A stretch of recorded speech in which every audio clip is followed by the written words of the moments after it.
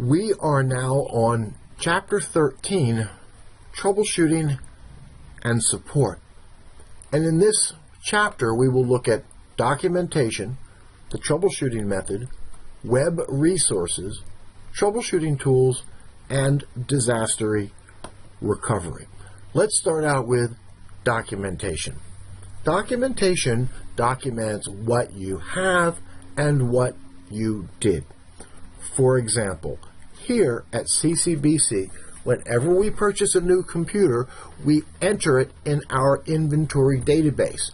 We enter the type of computer, the manufacturer, the serial number, the amount of RAM, the type of processor, the size of the hard disk, the type of network interface card, the type of operating system, and any applications which are installed.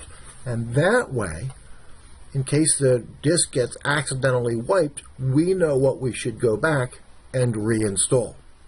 Documentation also includes a cabling map, which aids greatly in troubleshooting. Let's say you have the following situation. Workstations 1, 2, and 3 cannot get to server 1, but workstations 4 and 5 can get to server 1. Well, if we look at our networking diagram, we can see the problem certainly is not going to be our central router, because workstations 4 and 5 can go through the central router to get to server 1. But workstations 1, 2, and 3 can't get to server 1, and that implies that the problem is the router which is associated with workstations 1, 2, and 3. A network diagram greatly aids in troubleshooting. Documentation documents what you have and what you've done. And every time one of our technicians goes out to fix a problem with somebody's computer, the technician documents what the problem was and what the solution was to fix the problem. And that way, if another technician goes to the same computer a week later, that technician can look at the maintenance log and see what happened to that computer when the last technician was there. The troubleshooting method has 8 steps. Determine the problem, gather information, consider possible causes, devise a solution, implement the solution, test the solution, document the solution, and then do what you can do to keep the problem from happening again. Troubleshooting uses a systematic process of elimination to help us identify what the symptom is, and to help us identify all related components, and then to test each individual component. Here's the example. User says he can't access the internet, so the problem could be the internet connection. The problem could be the user's workstation. So we go to another user's workstation, and if that user cannot access the internet either, then there's a good chance there's something wrong with our internet connection, something wrong with the switch, or with the router. But if other users can get to the internet, then that means the problem is localized to this user's workstation. Could be the cable fell out of the back of the workstation, or it's a bad network interface card, or the wrong network interface card driver, or perhaps TCP/IP is misconfigured. The replacement method is used when you think the network interface card is bad, but you're not really sure. So what you do is you swap it out with a network interface card which you know is good. And if the problem goes away, well, then you know the problem was the network interface card. Or if you think that the switch is bad, but you're not really sure, if you have another good switch available, then you swap it out with that switch which you know is good. And if the problem goes away, then you know the problem lay within the switch. Could have been a bad switch, or maybe it was just a misconfigured switch. The internet provides us with drivers and how-to information.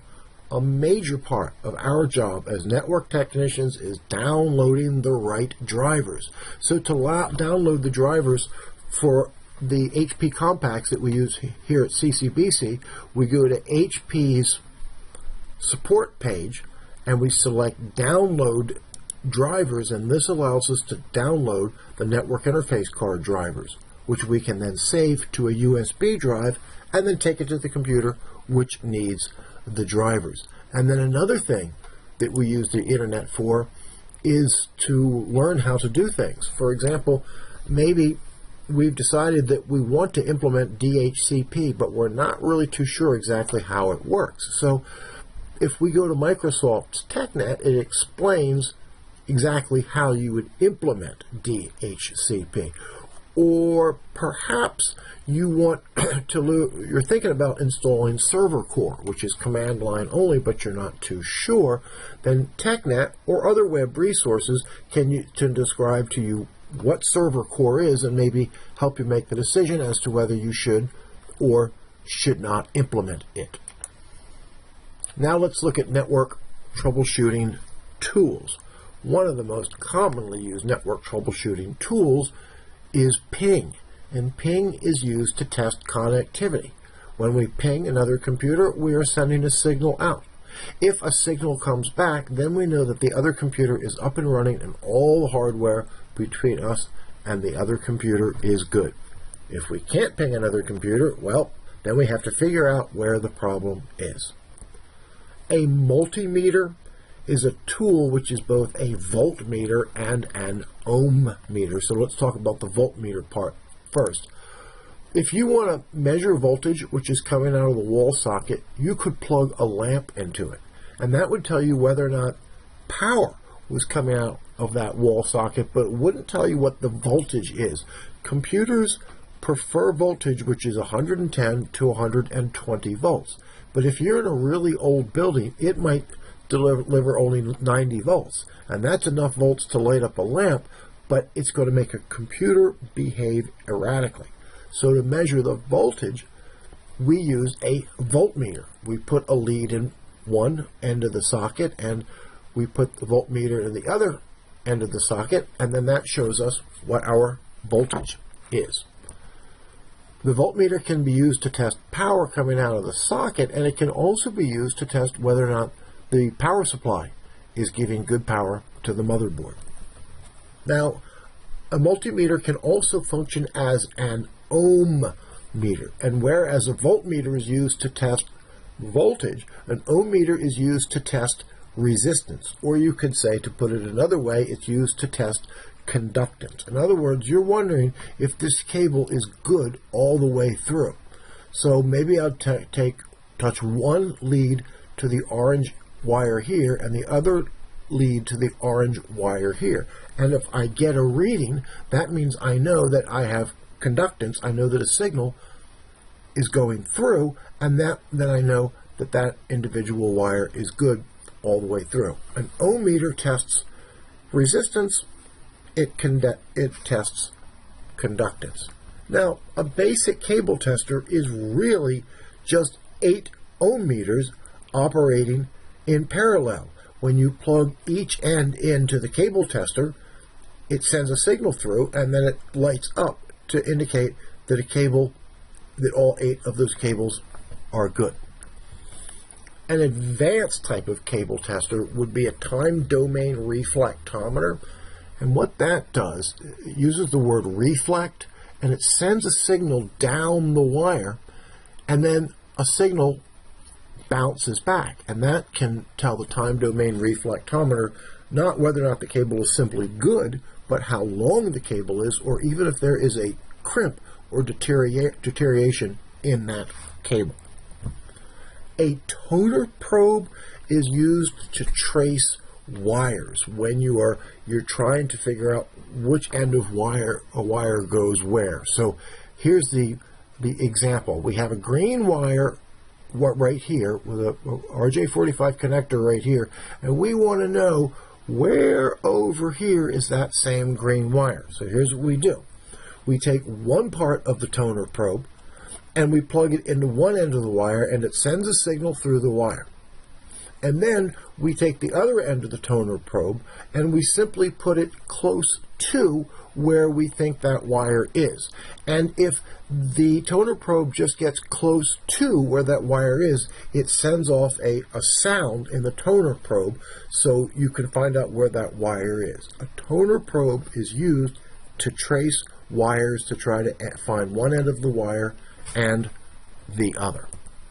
Network Monitor and Performance Monitor are programs we've already looked at. Performance Monitor allows us to measure CPU utilization, it allows us to measure disk utilization, and it allows us to measure how much free memory we have on the server.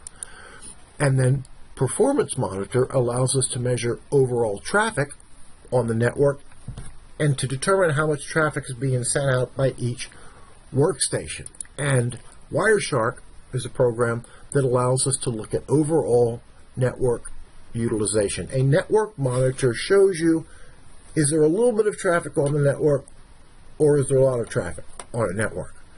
Now, a protocol analyzer is very similar to a network monitor. It just does a little bit more.